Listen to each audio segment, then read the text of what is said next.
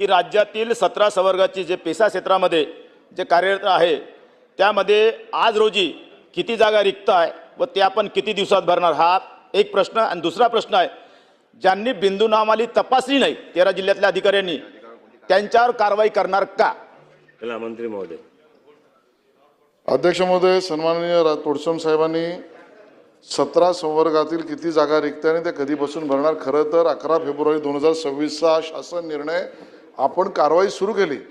मला या सदनाला सांगायला आनंद होईल की जिल्हा परिषद अमरावतीमध्ये तर आपण पेसा क्षेत्रातल्या नियुक्त्या आरोग्य सेवकांच्या 14 पूर्ण केल्या, आरोग्य सेवक पुरुष 36 पूर्ण केल्या, आरोग्य सेवक महिला 9 केल्या, कंत्राटी ग्रामसेवक 42 केल्या, मुख्य सेविका पर्यवेक्षिका 6 केल्या, पशुधन पर्यवेक्षक 11 केले, असे 118 आपण ऑलरेडी केलेत.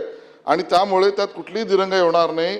आणि यामध्ये ज्या संवर्गातील 17 पैकी 11चं आपण केलं, कारण बाकीच्या त्यामध्ये समजा आदिवासी विकास निरीक्षक याची ॲडव्हर्टाइजमेंट निघाली नव्हती, सर्वेक्षक महसूल विभाग याची ॲडव्हर्टाइजमेंट निघाली नव्हती, वन अन्वेषक याची ॲडव्हर्टाइज निघाली नव्हती, स्वयंपाकी हे पद डेट झालं आहे, प्रयोगशाळा परिचर जाहिरात नाही, अशी कारणामुळे बाकीचे राहिले. त्यामुळे कुठल्याही संवर्गातल्या 11 पैकी हे जे ज्याच्या जाहिरात निघाल्या आहेत आणि नियुक्ती अंतिम झाली आहे त्यातना तातडीने त्यांना नियुक्त्या देण्यात येतील आणि कुठलीही जागा त्यातली रिक्त ठेवण्याचा विषय नाही.